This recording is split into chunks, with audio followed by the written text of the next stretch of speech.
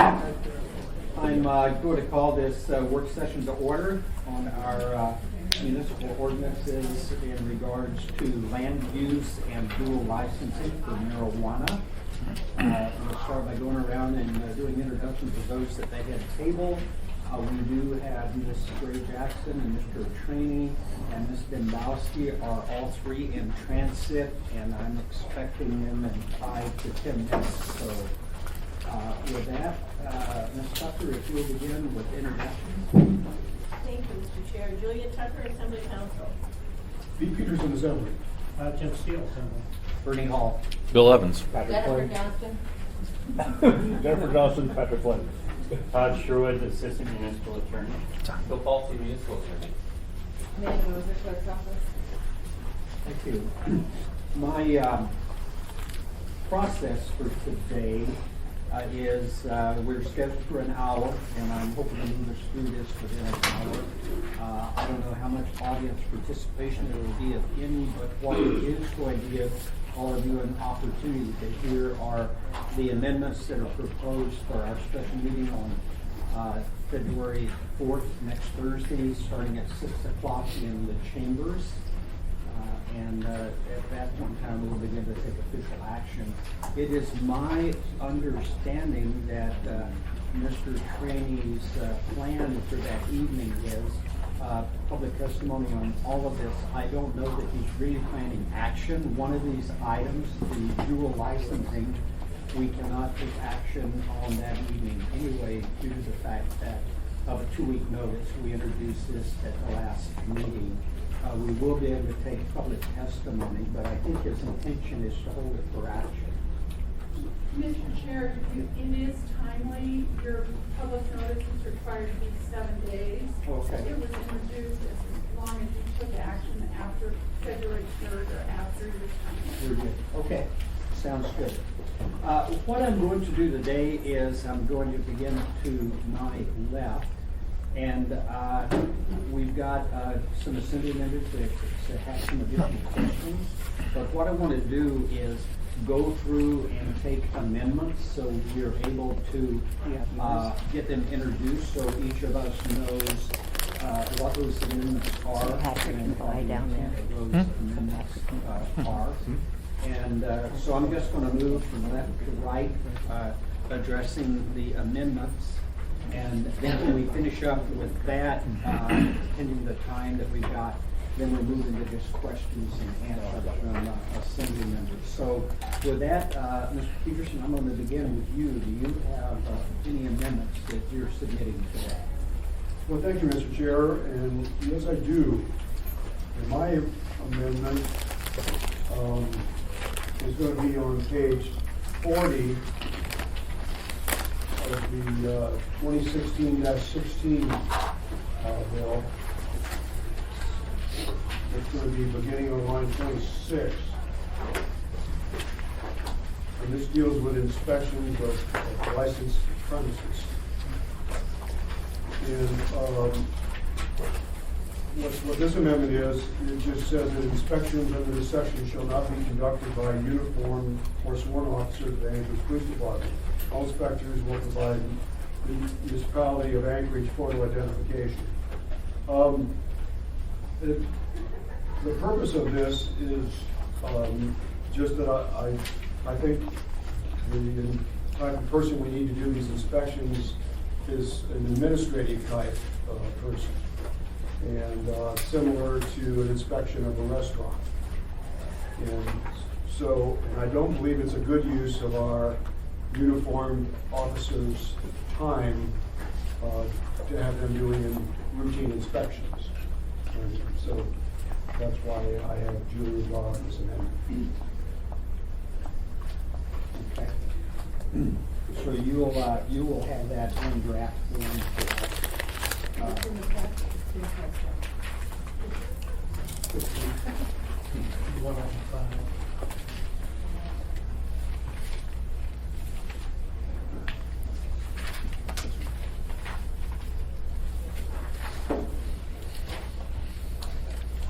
Okay. Any questions of Mr. Peterson? Any other Mr. Peterson? Well, we have one other that is not part of these two particular bills. And it would be a change in code 16, I believe.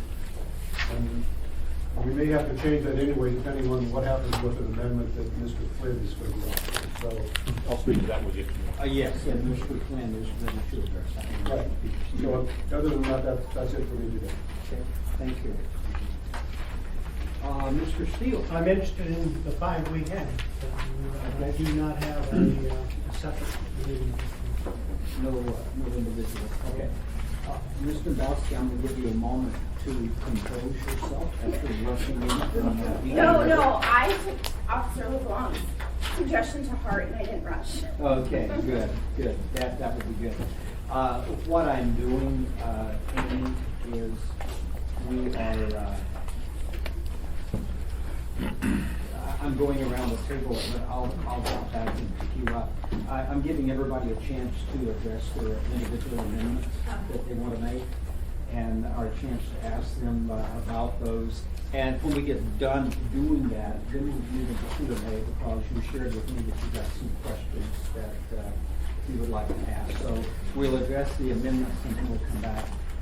Mr. Train and Ms. Ray Jackson are on their way to these approval. So with that, Mr. Evans, I'm going to move to you. Sure, thank you, Mr. Chair. I've got a couple amendments. The first one deals with the inspection of the manufacturing facilities.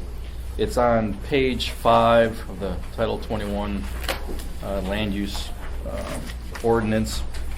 And it involves the certification of licensed hygienists.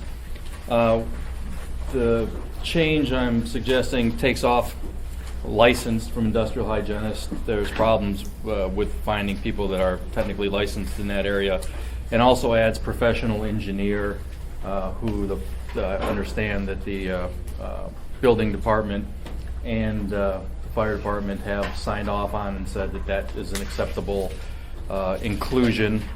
It gives I think it gives the businesses a better flexibility in finding someone to do this job. Also, on page 14, it takes off the requirement of a certified industrial hygienist. My understanding is that the use of the term certified causes problems. There aren't technically certified folks doing this, so it just leaves it as industrial hygienist or professional engineer. Again, just to more functional than anything else. It still requires the inspection, but gives a broader range of personnel that may accomplish that. Let the record reflect that we've been joined by our chairman, Mr. Training, and Vice Chair, Ms. Ray Jackson. What I'm doing is going around and we're addressing all of the amendments first, and then we'll move back and do questions and answers that may arise. And I will come back and pick up you a little bit later here. Is that the Senator, do you have another one? No, I have another one also. And this one kind of piggybacks on Mr. Flynn has proposed. I don't want to steal Mr. Flynn's thunder, but he proposed an amendment to roll back the distance requirement from the schools and other facilities from the currently stated 1,000 feet to 500 feet. I support, as a matter of fact, I wanted to co-sponsor that amendment. But as sort of a subset of that, in case for some reason the very apparent wisdom of that change doesn't appeal to enough of my colleagues, I've also included an amendment that would do the same thing, but specifically only in Girdwood. If you looked at the maps at our last meeting, the 1,000-foot requirement within Girdwood essentially eliminates the industry from any usable area in town. And as it is an area that is, let's say, enthusiastic about this industry, and I think it would be a good, sensible move to at least allow. The 500 feet still makes it difficult. There's very limited areas that are 500 feet from the various locations, but it does open up some commercial space that could be used if any business interest was interested. So that's it, and I'll have comments on Mr. the wisdom of Mr. Flynn's amendment when we get to that. Thank you. And that's it. Ms. Johnston, I'm fine, thank you. you're fine. Mr. Flynn? Well, that said, Mr. Chair, I have two amendments, and I did include Mr. Evans in the communication with the council. The first is to shrink the distance requirement from 1,000 feet to 500 feet. That's consistent with the state regulation, and I did do some research into the schools aspect of this. And I'm comfortable this is defensible as a municipal position. It also does clarify that we're talking about pedestrian distances as opposed to as the crow flies. Simply because, as I've looked into this, there's a very limited number of properties available, particularly on the cultivation side. And I think this is, if we're going to give people who wish to enter this industry a reasonable shot at being successful, we cannot be overly restrictive. Otherwise, you're going to be paying 4 times market value for the very limited number of properties that are available. And I don't know, Mr. Evans, if you want to tag on to that? Just briefly, I'm not going to be at our meeting on Thursday, so I don't know if we're going to take action or not. But in case you do, I was gonna say, you just I'll got vote for your you, vote. Mr. well, we'll see how it goes. Yeah. I got you. But yeah, I just want to say, I think the 500, I've heard, at our last work session, we talked pretty extensively about the 1,000 foot and the federal requirements and the various federal statements that have come out about the enforcement of that. To me, it seems like, we obviously have limited land in our area to begin with, certainly limited as far as this industry goes. I think it's important that we encourage the ability of especially smaller local business persons interested in this industry to have the ability to do this successfully. I'm concerned that the more limited the area we have available, the more expensive it is, as Mr. Flynn has noted, and the more you're going to see just really, there is a big marijuana industry that exists, nationwide, and I think they will have a much better ability to sort of dominate the market if we limit it to very few areas. I also think, the argument that, the only argument I've heard for why it should be 1,000 feet is because the feds say it should be 1,000 feet. I don't find that particularly compelling. First of all, us in Alaska, we talk about federal overreach a lot. As a state, we've determined that 500 feet is the correct distance for our safe schools zone. I think that makes a lot of sense, and it makes particular sense in this area where we're talking about, we don't want this, this product necessarily taking place very close to schools, but what we really want to encourage is for the black market industry, which has no regulations and no safety procedures, to be replaced by a regulated, safer industry for this product. And I think to the extent we can do that, making this 500 feet, if it encourages this regulated industry to survive and to thrive better, I think we're actually making those schools and those kids safer, taking this as much as we can out of the black market. And I'm, if the feds have a problem with that, how's their war on drugs been going for them? I'm not going to necessarily take, their advice that 1,000 feet makes more sense. We are closer to the problem. We know what we need to be safe in Anchorage for our kids and schools and for other things. So for all those reasons, I think the 500 feet makes a lot more sense for us, and I will support it enthusiastically. You have another, Mr. Flynn. Well, shucks, that's about the endorsement I could hope for. And actually, Mr. Evans did indicate a co-sponsor. I just didn't have time to get his check before today, so I didn't want to. We have to pay? Is there a check here? Yeah, found some money to Wow. co-sponsor. So the second one is for the on-site consumption, which we spoke of previously. it is not complete, which is to say, this amends the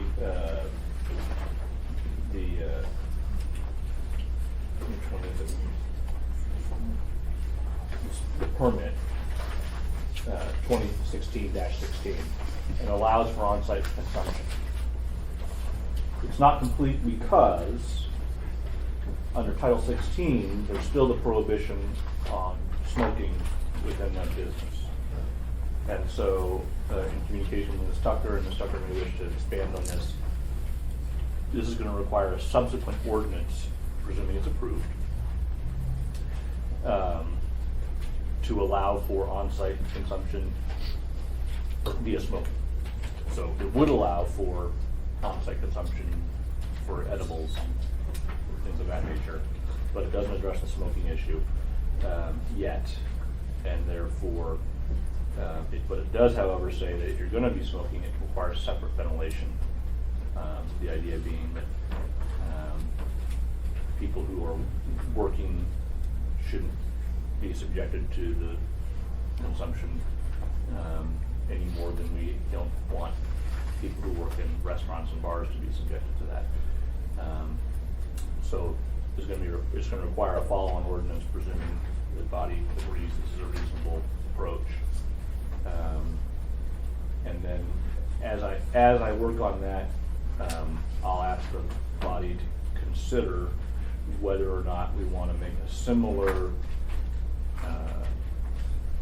smoking exemption for tobacco-specific shops where they can have a separate area for consumption. It's a little different animal in that there's a lot more places you can smoke a cigar than there are where you can smoke pot. And so we'll set up as a binary question for consideration of the body. If there's any questions or comments about that. Any questions, Mr. Frank? Kristen Bells, My turn, huh? your turn. So I just emailed the clerk, Barbara, I just emailed you the neighborhood plan amendment. So hopefully I can share it with you, but it's something that Julia, I want to say thank you first of all, because I think she was working on it at 1:45 this morning. Do you have a copy of it? I do. Did you make any changes to it? No, but it doesn't mean that there won't be changes to it. We've been debating what's the best way to do this, and similar to Mr. Flynn's discussion about on-site consumption, this is, I want to say, a softer approach to the neighborhood plan thing, and what it would mean is we'd have to go back into the community council ordinance and develop it further there. So this is just one idea. I'm not sure 100% this is the way I'm going to go, to be honest with you. We've had only a few days, and I was busy with another very lengthy topic until Tuesday. So, but this is an idea. This is one way to deal with the neighborhood responsibility plan. Frankly, my initial reaction was to be a little bit more stringent and actually embed it within the licensing, because I think Mr. Constant's ideas initially, I thought 95% of them were what I would agree with, but I was trying to consider, the planning department's analysis and thought about how to define so many of these. So this is just one idea. I know it's kind of throwing a lot at everybody at one time. The other thing I've done a lot of looking at, and it's something that I'm going to want Julia to speak on. I really think we're missing the mark when it comes to linking the conditional use permit with the license. In my view, is completely absent, frankly. I think it's one of those things, that when the conditional use is given to the land, it should stay with the land. But we put all of our limitations, essentially, think about alcohol or different limitations that we put on conditional use permits for land. And I think if there's a violation of that conditional use permit, somehow we should be able to maybe not leave it with the land, but that operator might lose their license or have their license reviewed. So that mechanism, Julia and I have gone back and forth and discussed. Julia, do you want to help expound on that a little bit?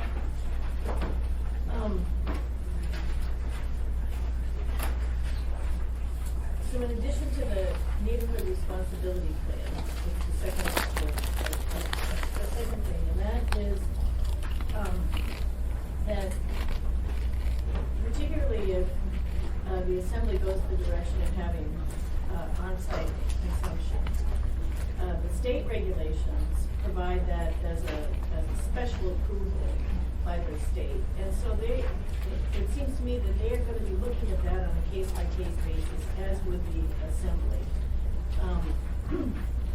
And so there could be special conditions around the on-site consumption, by way of example, to mitigate things that are peculiar to that situation. And there can be other land use conditions, because the very nature of the beast here is a special permit. So what I didn't find in the in AO 2016, which is the licensing, is any mechanism for the assembly to take licensing action for violations of conditions on the land use. And so in the alcohol situation, from the different forums when I talked to the assembly about this, I've had pushback from the departments that no, these can be separate, or no, they're not doing it. And in alcohol licensing, there is some separation because we don't have control over the state licensing. In marijuana, and I believe in other licensing, you can have a irresponsible operator on a piece of land that the assembly has decided is okay for a particular use. And as Mr. Evans has pointed out, and others here, there's very little land that you've actually been able to think of as being subject to this kind of conditional use. So if you have a bad operator, and the only recourse against that bad operator is to jerk back the conditional use that's supposed to run with the land, then you really are kind of defeating your own purposes there. And so for a bad operator, the operator's license should be addressed if they're not complying with the conditions that you put on their operation under the land use permit. And so I would recommend to the assembly that be tied in there, and not be these silos where you don't have control. Because here you do have control over both the land use and the licensing permit.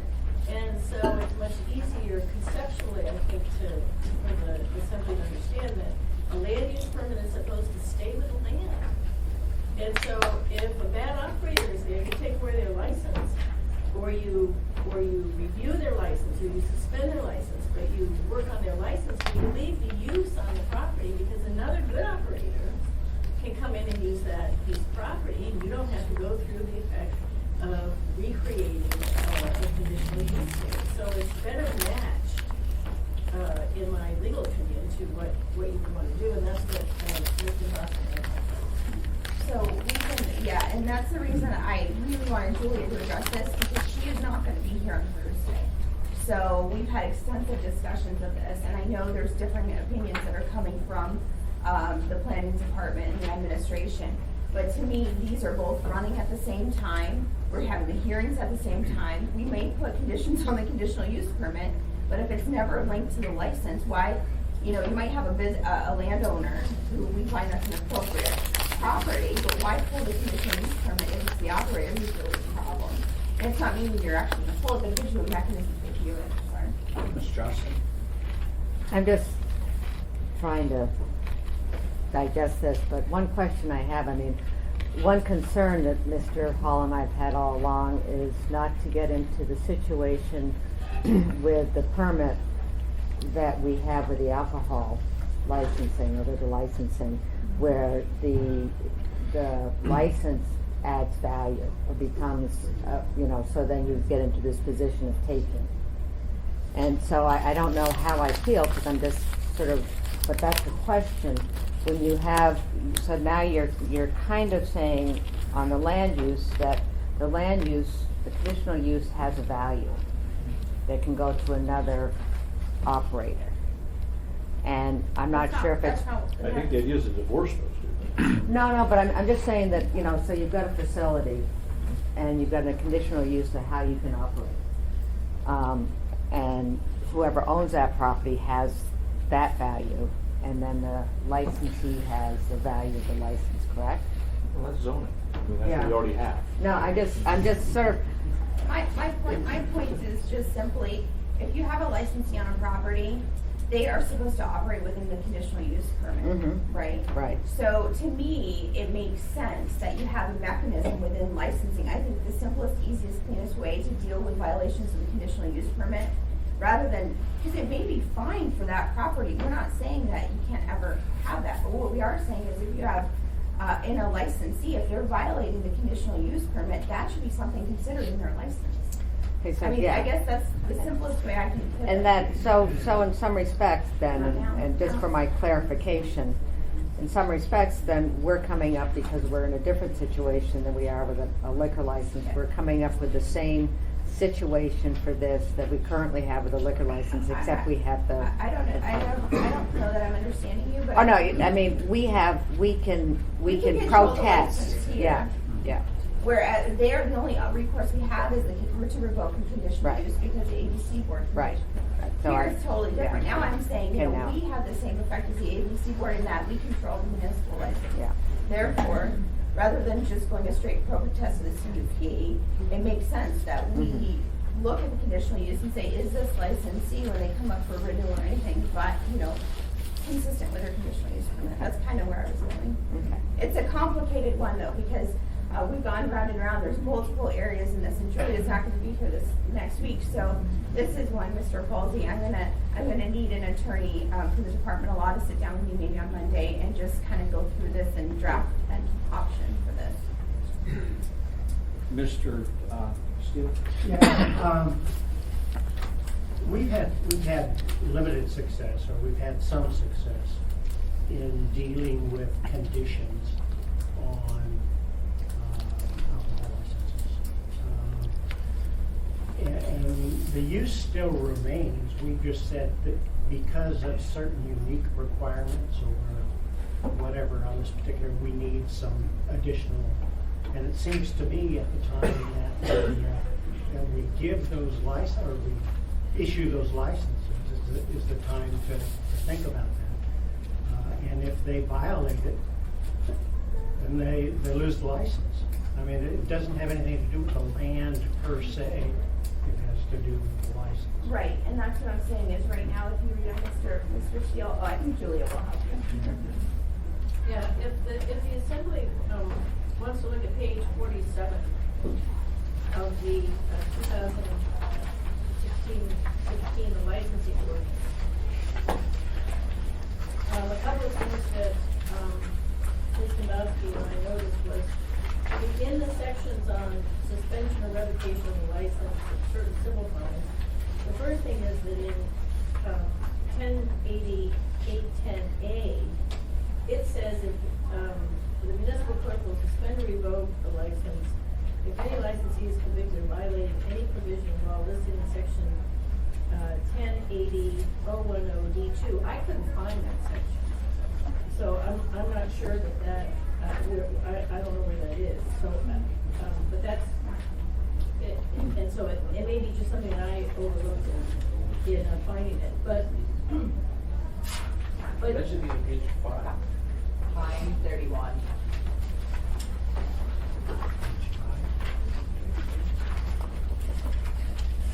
Those are the disqualifying penalties under state law that we incorporate with.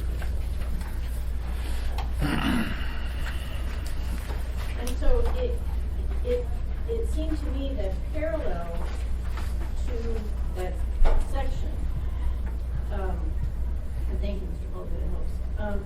That parallel to that section, there would be something that would be under, maybe under number 2 on page 47.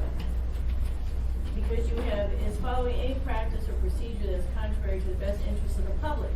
Well, my understanding of the conditional land use regulations is that you do that. The assembly acts interest when they do that. That's your criteria and all those things that are set out in 2016 3S are about making those kind of judgments. But yet, A is using the process not approved, B is selling or distributing, and it seems like C would be any use in violation of the conditional use permit. Boom. You know, you're not, it's not a bad link. You're not, and what you're able to do, you don't have to wait until So the license comes up and you can do it at the time of the infraction.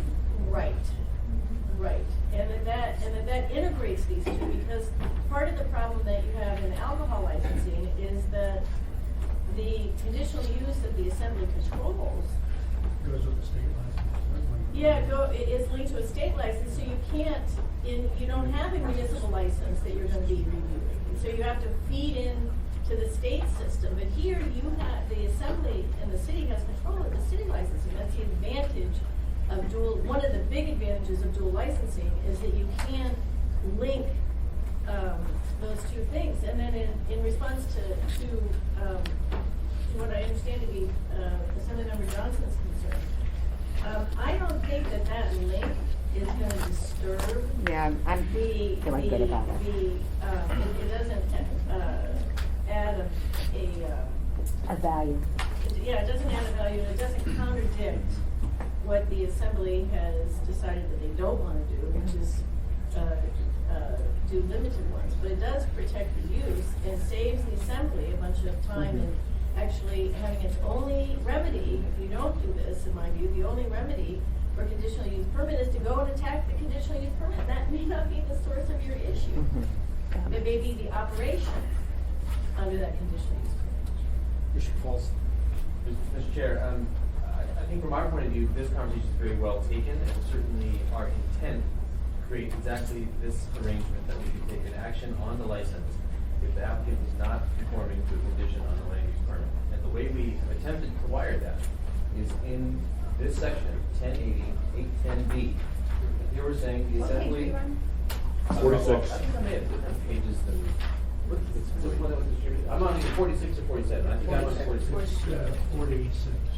But in any event, the 1080-810B reads an operative part. If the assembly of the administrative hearing officer finds that a licensee or any marijuana establishment 3 failed to correct a defect that is subject of little b, a condition or restriction imposed by the assembly, you can suspend or refuse to renew the license. And then further, if they allow an employee or an agent to violate a condition imposed by the assembly, or further, if they fail to comply with any applicable land use law or regulation of the municipality. So we have already attempted to say that if you're violating a condition imposed by the assembly, which could be a condition on the land use permit, then we can take action on your license. We want to make that even clearer. Yep. To do that too. Well, it's good to know, because when I read this and Julia read this, we just didn't see it. So I can imagine others might have the same view. So I would love to see some clarifications, just so everybody knows. I don't think anybody's looking to give them extra burden or extra rules. It's just, if we've actually vetted the conditions on the conditional use, and this is what we say, we want those to be very clear that if you violate those, you could be violating your license. Mr. Adams? Yeah, no, it sounds like everybody's actually in agreement on this. It's just a matter of how it looks, and I'm all in favor of making it clear that if you violate the conditions of your conditional use, it could result in actions against your license. Makes perfect sense to me. I guess I have a question with respect to the licenses in general. If one entity, one business has multiple operations, whether it's multiple retail stores or a cultivation facility and a retail store, or some combination thereof, that requires separate licenses for each one. Then if they are found to be in violation of some rule or something at one, does that insulate them from action against their other license? I mean, if we determine that the person is a bad operator for whatever it is they're doing at any of their facilities in town, is there any mechanism for shutting them down entirely? Or could you only shut down the one where you find the violations? My reading, and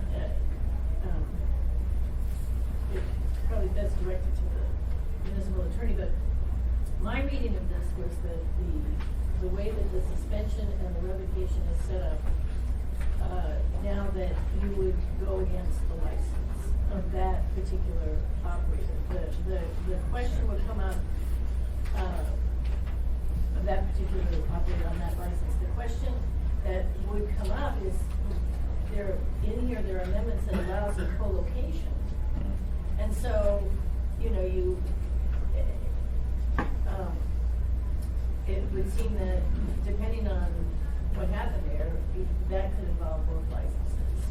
But I didn't find a link that would say that if you're operating, if you have more than one facility, and we see that you were a terrible operator here, then we can jerk off all of your licenses.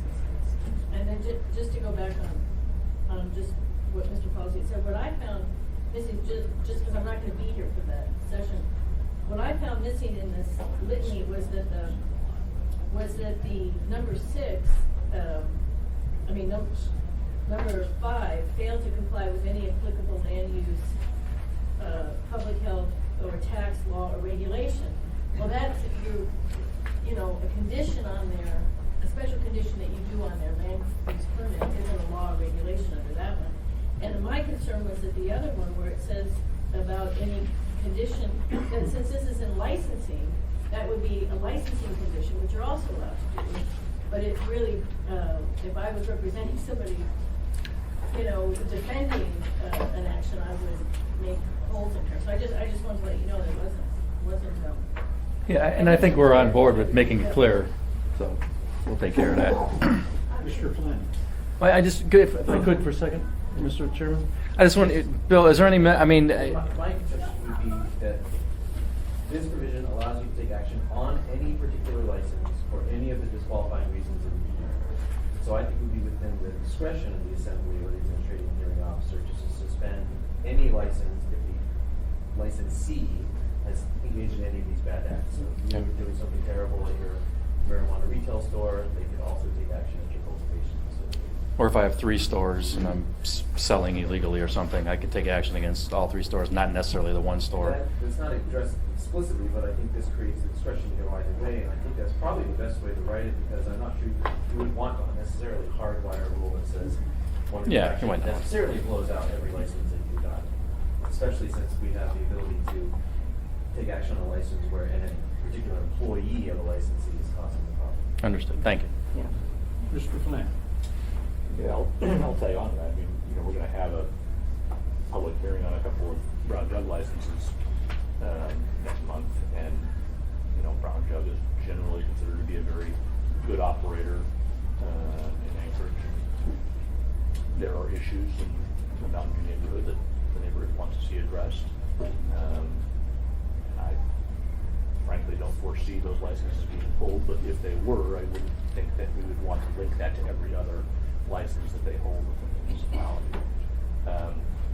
Speaking more specifically to this issue, I think the simplest answer to this question is similar to how we've done our statutory construct, in that, for example, we have our charter.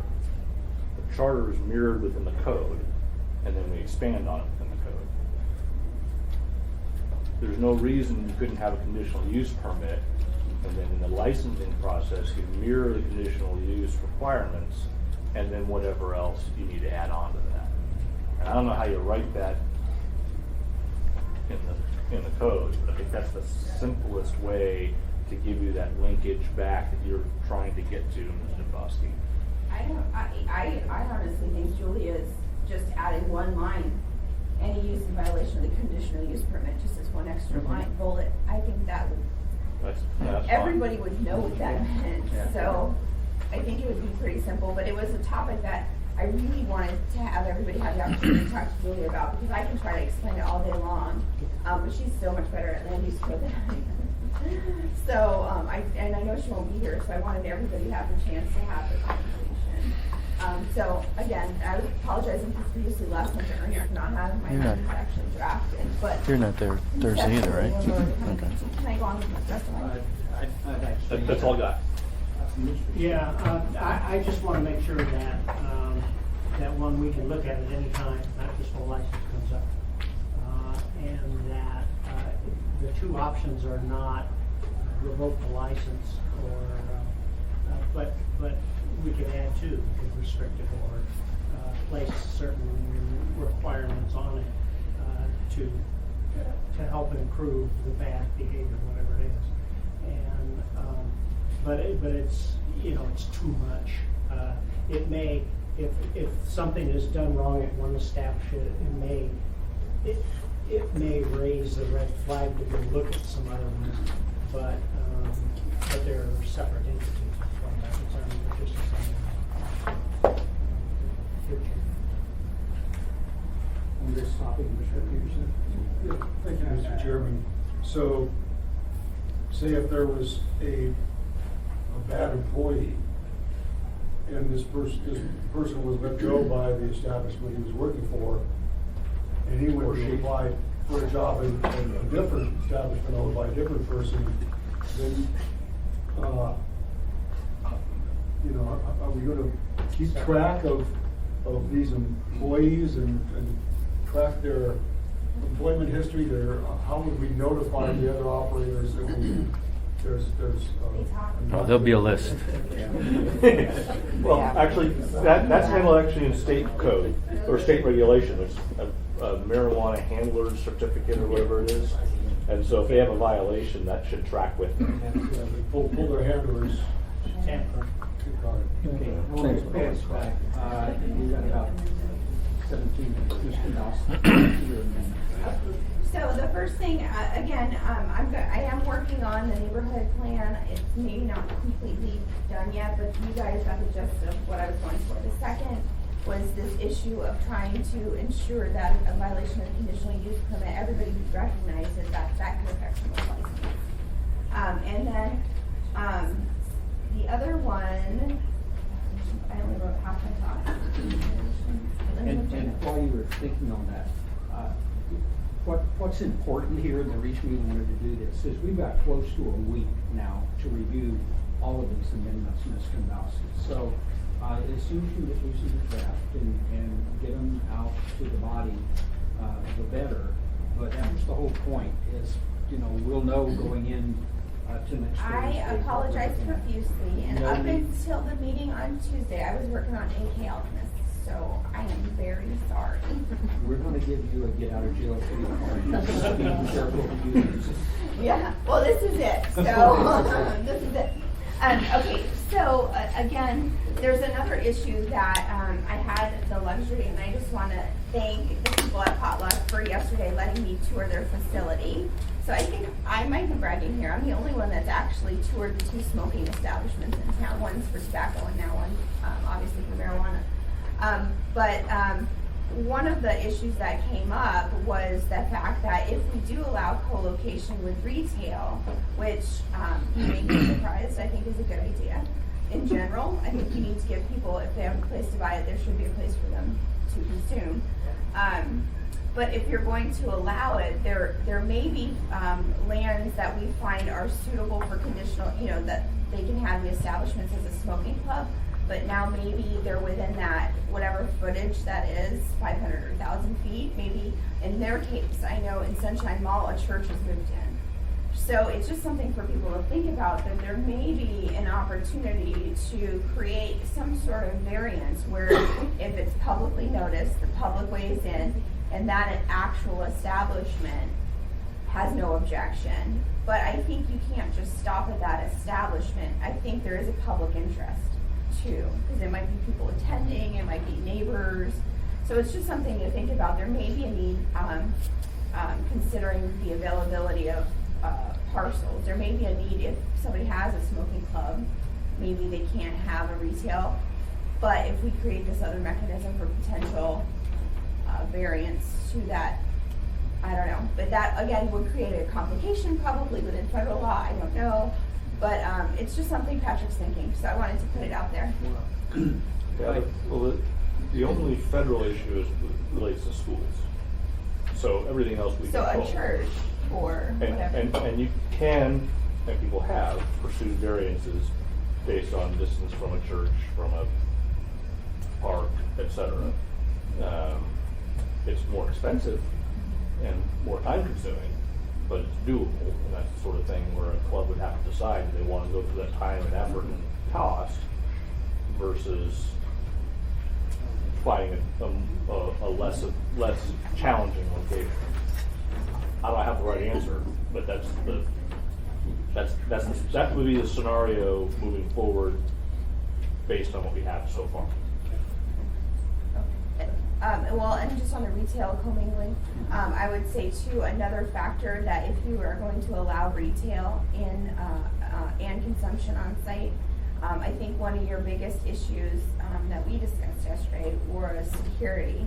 And one of the ideas that came in, which I thought was a very good idea, was you have a secondary entrance that has a lockable door, basically like the VFW or the Elks, where you have to be buzzed in, because we know some of these retail establishments may be soft targets for crime. So if that gives, I think the model that I was presented with was a good one. So I think that's another thing you should think about, not just cameras, but actually, if it's an on-site consumption place, potentially a secure entrance. Mr. Train. I just wanted to explain why Judy's gonna be on. Her dad's turning 99 on the 9th. So, your dad turns 99 once, I gave her the day off, so that's the reason. There's no nefarious. I just gave her the time off. And I fully support that. If you're looking for a get out of jail free card, Mr. Train, not going. No, I like jail, I can stay there. Do you have any amendments? No. Ms. Gray Jackson? No, thank you, Mr. Chairman. I'm going to put you on the spot, Mr. Train. You indicated you may be working on the social club. I may be working on the social clubs, but I don't have the information I need yet from Paul Luck and some of the others. So if you develop something, you will get that out to the body list. Because I can't see us telling people that marijuana is legal in Alaska, but you can't use it anywhere. Other than your house, which people coming from the outside aren't gonna do that. We're waiting, Mr. Train. It was your homework assignment, so. I choose to accept it.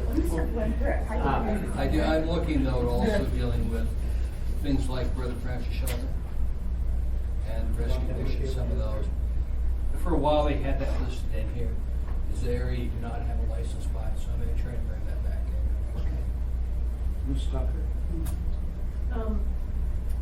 Just because, Mr. Trainee and Ms. Gray Jackson, joined us later, included within the licensing, amendments for, that I prepared for Mr. Flynn on item, regarding on-site consumption.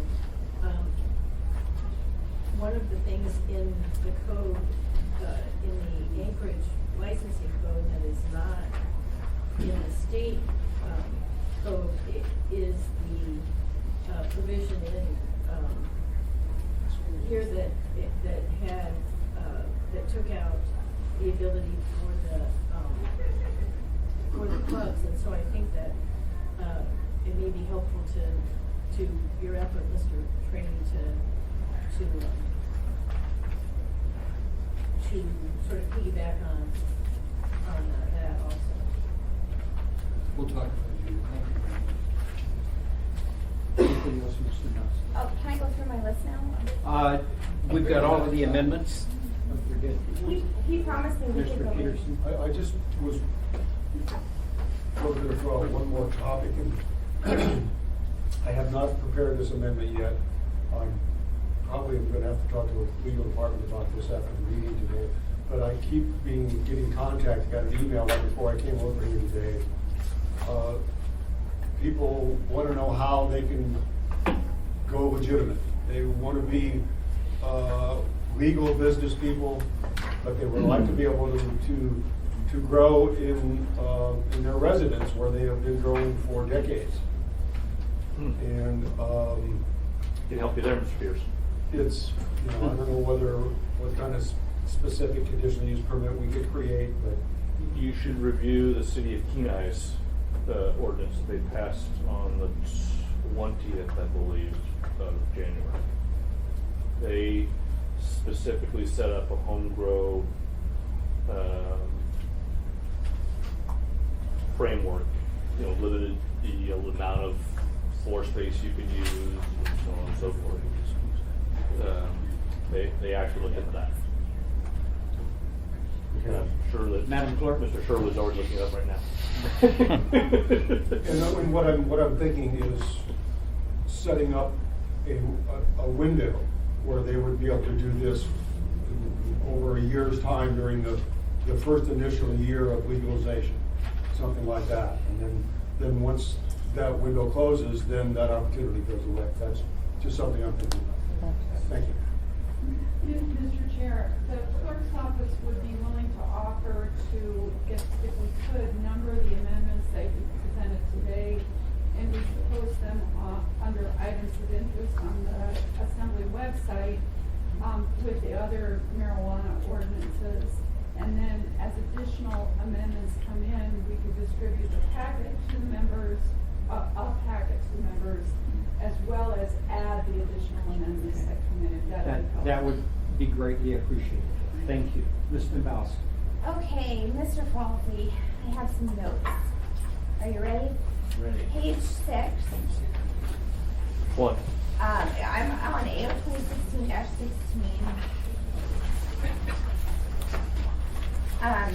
So page 6, line 17.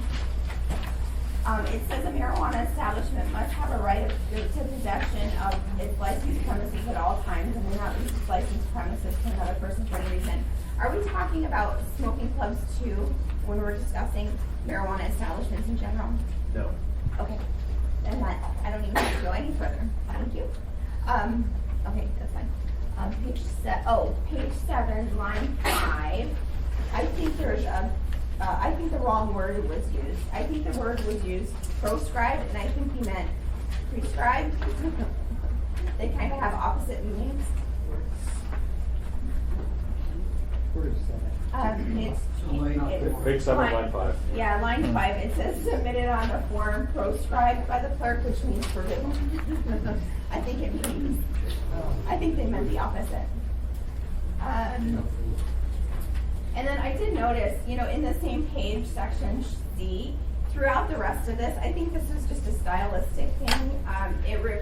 Because it's the same ordinance, I kind of let it go with 10.80, whatever. But when you're referring to Title 21, if it doesn't specifically say Anchorage Municipal Code or AMC in front of it, I think for the lay reader, we talk about state statutes, we talk about city statutes, we talk about chapter 10, all these different things. I think it helps the lay reader if they know, are we looking at Alaska statute, AMC? I know it's Title 21.